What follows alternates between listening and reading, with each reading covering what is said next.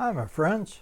Welcome back to Healing Together and to a YouTube channel that is dedicated to the testimonies and God stories of how God shows up in our lives at just that right moment. I am so glad that you stopped by. I was just taking a moment to refresh my memory with my book, Scarred for Life, of the story of my burns that I am about to share with you. The day of the burns. This part of this story took place on Friday, May 26, 1972, and I was wrapped up in it completely. So I want to share with you a little bit of what God has done in that story and how He brought me through it. If you are interested in the book tells the whole story, which is quite a long story. We're only going to talk about the day that I was burned, and actually we're going to cover about half of it. And so if you are interested in the whole story, the link is in the description to the book. And so follow it, and you can pick one of the books up. I think they're $15, $16 from Xulon Press, and you can pick that up. If you want it in Amazon or Barnes & Noble's electronic version, they're also available on their sites also. So take a moment and you can find that. Thank you for stopping by to hear this story. If you haven't yet, please hit the subscribe button and the like button. We would greatly appreciate it. It helps us to put these stories out around the world. Thank you so much again for stopping by. This day is, like I said, May 26th, 1972, and I am 16 years old. I am excited about life. I am living for the Lord. I'm a young 16-year-old boy. I have a motorcycle and I have a girlfriend and I'm active in church, and I'm just at the end of my 11th grade year in high school, and I sort of have the world by the tail. So come along as I share with you some of the things that happened on that day. As I said, we were just getting ready to go into finals week, the last week of school. It was on Friday of May of the Memorial Day weekend. I was dating a beautiful girl that I was fortunate enough to marry some years later. In our dating, I was going to get to see her that night. We were in special services. I shared that with you yesterday about the special services we were in and what God was doing in my life at that point. But I was excited because I was going to get her and bring her back to church and spend the evening with her there in church. And I was excited about that. I was right with the Lord, and I knew it. If you say, I don't think you can know that, then we need to have a talk. So leave a comment in the comment section or email me at healingtogetherYT@gmail.com, and we'll have a conversation about that. But I was comfortable with my relationship with Jesus Christ. Was I perfect? No. I was still a young 16-year-old boy, but God was gracious, and it was good to be in a right relationship with Him. I'd been staying with my friends, Tim Mitchell and Ted Mitchell, brothers, and we had been staying there. My parents had been out of town mushroom hunting. They had been up north, probably a couple hundred miles north of where we were, so they were a ways off. I had a sister that was 4 years younger than me and a brother that was a young boy at the time. And in the process, on that day, I was home, anxiously awaiting my father to get home so we could a new to me 1966 Chevy Impala 2-door. And I was just so excited to get that. I just about couldn't stand it waiting for them. I had been doing some mowing around the house. We had come home. My parents were due to be home. And as far as I understood, they were going to be home in time that we could go pick up the car that evening before church. Finally, about 4 o'clock in the afternoon, I was too anxious. I had to go and run to the bank and get the couple $100 that I had to go with the money that Dad was going to spend and pick up the car for me. I had been saving, and everything from about 4 o'clock on was in kind of a time crunch. I was anxious to get the car, get it home, and then get turned around and go pick up Debbie in Glean. It was about 15 miles away, and get her and go to church. I left the house about 4 o'clock to head into town. I stopped by a friend of mine's house right down the road, just real close to my house. Tim Polly, I had stopped to see if he wanted to ride along with me. He didn't. He was doing something around his house, and so I got back on my motorcycle and I rode down to Mike Williamson's house, a friend from church, and I said, "Hey, why don't you come on and go with me?" And he said, "No," he said, "I don't think so." He said, "I think I'm going to just stick it out here at home, and we'll see you at church tonight." And so he didn't either. Little did they know how wise of a choice that was. From Mike Williamson's house to the bank was only about 8 or 9 blocks. It was real close. The bank was only probably 2 or maybe 3 miles away from my house. It was all real close, and it was just inside of town. So I was driving into town. I'd left Mike's and had went 4 or 5 blocks, 6 blocks maybe. And I was right in front of where at that time was the Wonderland department store. It's now the Wonderland Theater. And I was right in front of there when I was driving along, not going too fast. There was a young lady walking down the street, and I must have been distracted by her, just noticing her. And so I was driving along and looking at her instead of looking at the road.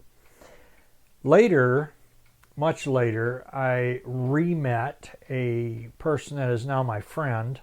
His name is Roger. Roger was unloading a semi for the department store, and he tells this part of this story this way. Later on, after I wrote the book, I met him and he got to share some of the story as a witness to what happened. He said, "I remember I was interested in 2 things at that time." Roger was 17, I was 16. He said, "I was interested in motorcycles and ladies." And so he was watching the same girl that I was watching, and he was also watching me on the motorcycle. And as I was driving down the road, he was the one that said that I was watching the girl. And he said, I realized that you weren't necessarily watching the traffic, that you were quite distracted. And so he said, "I watched as you drove along." He said, "You were just barely moving." And he said, I just watched you, and you just drove into the back of the car, which had stopped for a stoplight that had been a block down the road. I remember running into the back of the car and thinking, "Oh my goodness, I have been in an accident." And I remember hitting the car, and I bounced off the back window and slid down the car. And when I hit the ground, the motorcycle fell on top of me. Now, the bike wasn't damaged real bad. I'd hit it hard enough to do some damage to it. I had a pretty good scratch in my helmet, and but when it bounced off of me, it landed on top of me, and I could not get out from under the motorcycle. Now, my motorcycle was not a real big motorcycle. Many times when people think of a motorcycle, they automatically think of some big Harley Davidson or a Goldwing or something. This was a combination motorcycle, or it was a combination road bike, trail bike that Suzuki made. It was only a 90cc, but it had a bigger motor on it, bigger looking motor that allowed it to cool more so that it could run at higher RPMs and I could ride the trails with it. I really enjoyed it. It was really a fun bike. It wasn't a real fast bike. Top speed on it was probably 55 or 56 miles an hour. And remember, the speed limit had not dropped yet. And so the speed limit out on the highways was 65 miles an hour. So it wasn't a real great road bike, but it was something fun to run around town and ride back and forth to school with. Roger recalled, he said, I saw you were moving, but that you couldn't get off your bike, or you couldn't get your bike off you, actually. And he said, so I jumped down. He says, I jumped down off the semi and I started to run towards where you were. Now, it's about 50 feet from where he was to where I was. So you can imagine it was not a long time. And he began to run, and he said, I got about halfway there when the whole thing just went up in flames. And I didn't realize it. He did. He knew the gas was coming out of the tank. I did not, but I think I had gotten just out from under the bike when the gas with the heat from the motor exploded and everything went up in flames. Now, my friend, I have to slow down here and tell you, when I say everything, I mean everything. The street was on fire, my bike was on fire, I was on fire, everything was on fire. I remember thinking, oh my God, I'm on fire. And I remember those specific words, and I don't usually use that terminology, but I think because of my experience with the Holy Spirit the night before, I think that my mind was in a mindset that I knew the only thing I had going for me was prayer. I don't remember a lot of pain. I remember seeing the flames. The motorcycle helmet was burned up above my face. And I remember seeing the flames, but I don't remember feeling any pain. The nearest that I've ever explained it is, if you remember in the end of I can't remember if it was made in the 50s or maybe 60s, version of Wizard of Oz. At the end of that movie, they throw water on the witch and she catches fire and she melts. If I can explain it anyway, that was what I felt. I felt a melting sensation. I knew my skin was just melting. I had a short-sleeved shirt on with a t-shirt on. I had a pair of jeans on, and I just could feel that, and everything on my body was melting. That's what I was thinking at the time. I didn't think that I could put the flames out on the street. I thought I would probably have to get off the pavement someplace. I knew I was supposed to drop and roll, but I was positive I could not get the fire out on the pavement. So I knew I had to run about 100 to 125 feet to where there was a street right off of where I was, and it was a dirt road. So if I could get to that street, I could lay down and I could roll, and I could put that flame out. Well, about that time, Roger had caught up with me and another fella by the name of Robert Smith.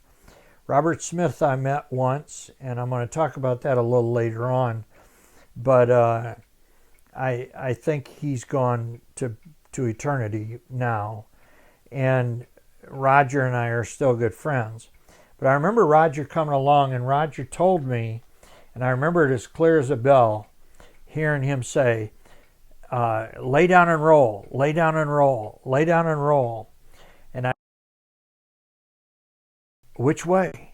Which way do you want me to roll? And he said, I don't care. And I would imagine he said a little more than that, but he said, I don't care. Just lay down and roll. And I believe at that point, he probably tackled me. Let me stop here and share with you a little bit about Roger and the other man, Robert Smith. Robert Smith, I believe, was the truck driver, and Roger, I know, was the guy unloading the truck. They came running. Now, I want you to understand, I worked for an ambulance service for 8.5 years. 99% of the people do not run towards an accident. 99% of the people stand back and watch and see what's going to happen. When something like a fire breaks out or there's another accident, 99% of that 1% will take off in the other direction also. Roger and Robert are the 1% of the 1% that did not let up. Robert and Roger continued towards me. They took off their shirts, jackets, whatever they had on, and they began to beat me. In fact, Roger tells a story that he hit me with his shirt, and when he pulled his hand back, there was no shirt left. And so it was not just a little fire. It was not like my arm was on fire like you might see in a movie. Everything about me was on fire. And they knocked me down, and he said when my shirt disappeared, he said, I just started picking clothes off of you.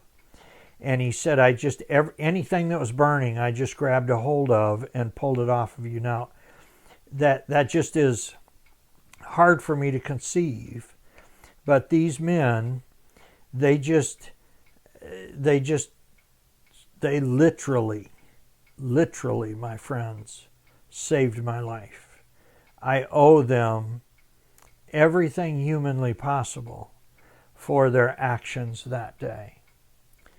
These two men ran towards the fire. In fact, I don't know what Robert did. I know he was a truck driver, but I know Roger left just a couple weeks later and went into the military, served us and our country as a soldier. He's a veteran today. He spent the rest of his life as a firefighter, a paramedic, and a police officer.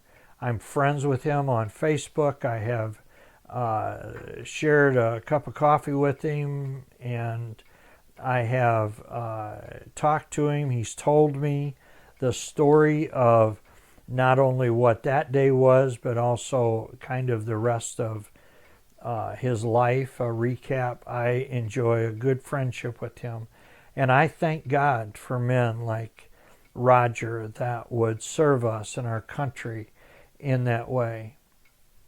Much of what I am going to tell you about the scene comes from what Roger shared with me, along with what I remember. And Roger is a very special friend. Both of the men came by the house after the accident and shared with me parts of this story that I'm going to share with you. One of the first things that they did immediately following, one of the men or both of the men shared with me just after I got out of the burn unit that the fire reignited twice. and it was down in my boots. So they knew that they had to get my boots off and my belt off. I had just a little bit of my jeans left, and I remember saying to them, well, just don't, whatever you do, don't hurt them, because they were brand new.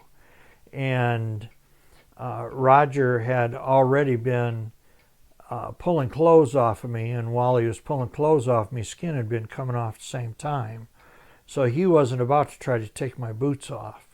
And so he cut my boots, and I remember seeing my boots afterwards when I got back from the burn unit. I remember seeing them year after I was burned.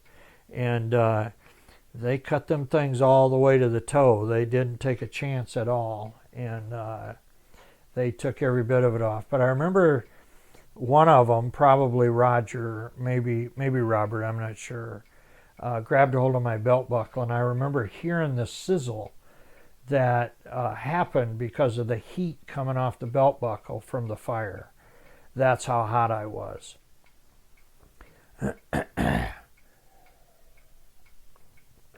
Roger shared that once they got to that point, I complained that my elbows hurt. Somebody from inside the store had brought out 2 soaked sheets and put over me, since I didn't have anything on, and they put 2 soaked sheets over me, and Roger squatted over me. I remember him doing this, and he allowed me to set my elbows on his tennis shoes. He said it burned to just have my elbows on his tennis shoes. And I remember I had a short sleeve shirt on. It was a beautiful Friday afternoon. That way, he kind of took care of me. I remember when the first police officer got to the scene, one of the first things he asked for was my driver's license. And I remember Roger being quite adamant about getting the emergency equipment there, fire truck, ambulance, what they needed, medical people. And Roger was quite colorful in how he ran that scene for a few minutes. And I remember that police officer being at his bidding. Now someday I'm going to come back, and I always worry about this part of my testimony, that it would be demeaning towards the police officer. And I want you to know that's not what I mean to be. What I'm saying is Roger was such a strong individual that he had the scene operating quite efficiently, and he did a good job of protecting me and getting things done. And I'm sure his adrenaline was flowing, and he was burned as I was, and so I'm sure that I'm sure that he was just doing what needed to be done at the moment. And so he asked the officer 2 or 3 times, where's the ambulance? Where's the fire department? How soon can they be there? How soon will they be here? And I know the officer left at least twice to go back and check on emergency equipment. Now the fire department only needed to come about 6 blocks. It was real close. And it was real close, and they got there in a timely manner. Some years later, I was sharing of my burns, and one of the firemen come up to me, who was just fixing to retire at that time, and said that was my first medical call. And he later was good friends with me, and we enjoyed some good times together. The first fireman got to the scene, and the first thing he did, and I remember this like it was earlier this morning, I mean even more than yesterday. One of the first things he did was he walked up, and I remember he had an axe in his hand. Now I'm laying on the ground with nothing on but a couple sheets, and I'm looking up, and I've got a helmet on, and he walks up with an axe in his hand. He looks at least 14 feet tall, and he says, I think we're going to have to crack that helmet to take it off. Think about that for a minute. That was not a real comforting thought. It's all right. I later remembered that when I worked with the ambulance, to be careful how you talk to a person who's laying on the ground. But I begged them, and they agreed, and they took the chin strap off. I've actually wore the helmet since.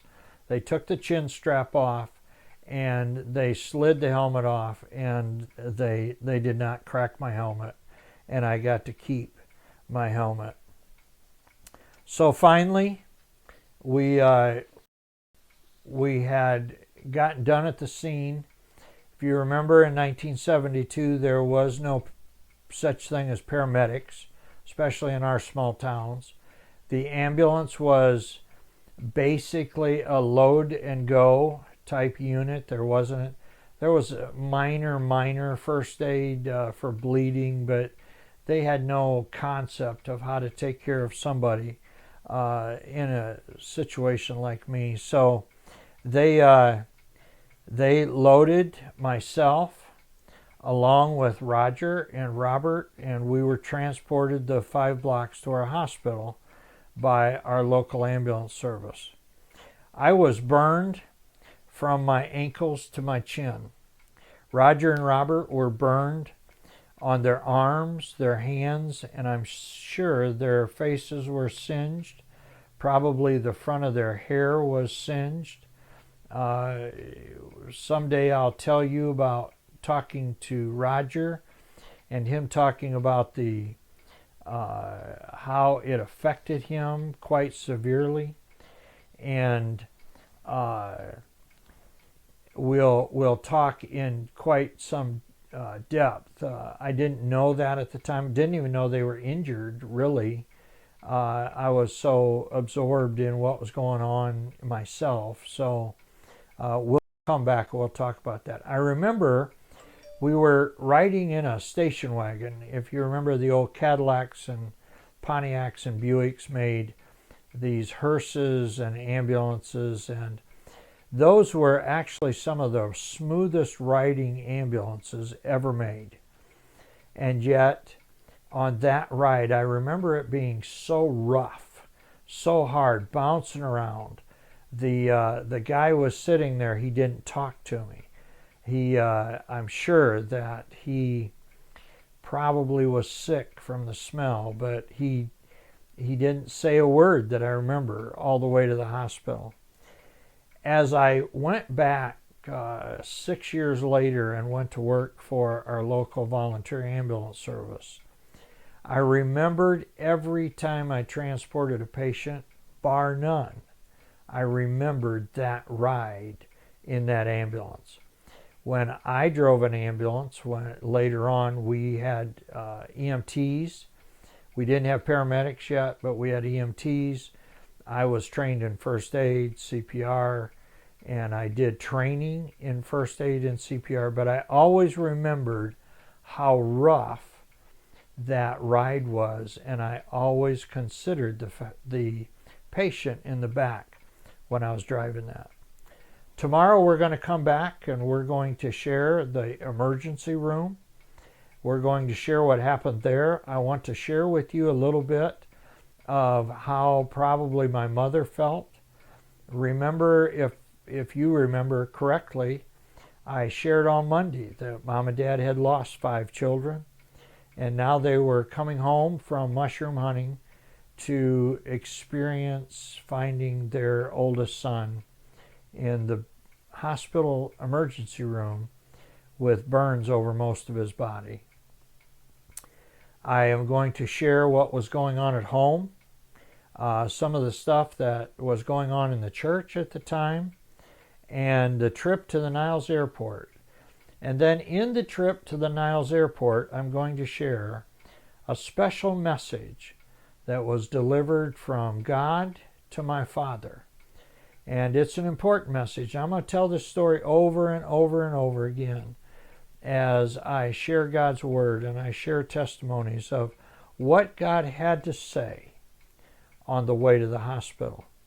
It was very specific, and it was very specific for Dad. And it sounded very easy, but Dad shares how hard it was to live with what God had said to him, or to live in what God had said to him. So come back tomorrow.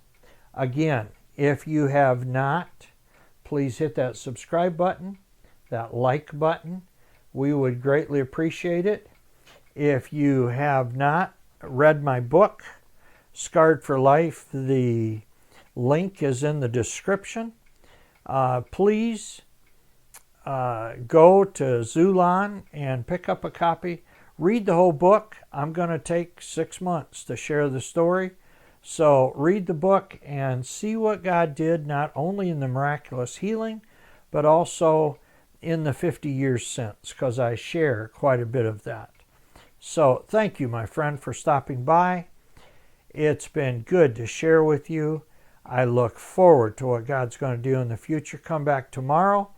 Probably going to share tomorrow's video later in the day. David and Sarah finish up in the morning, the conclusion. They're going to share some plans. You're going to want to listen to that with a pen and pencil, and you're going to want to write down some of the information that we have, and also a couple dates. You're going to want to know those. So they will do that in the morning. Then I'm going to set the video for tomorrow to come out about 3:30, 4 o'clock, about the time that the accident actually would have happened. So have a good evening, my friend.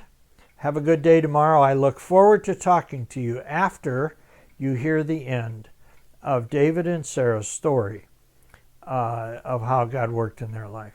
God bless you, and have a good evening. Thank you.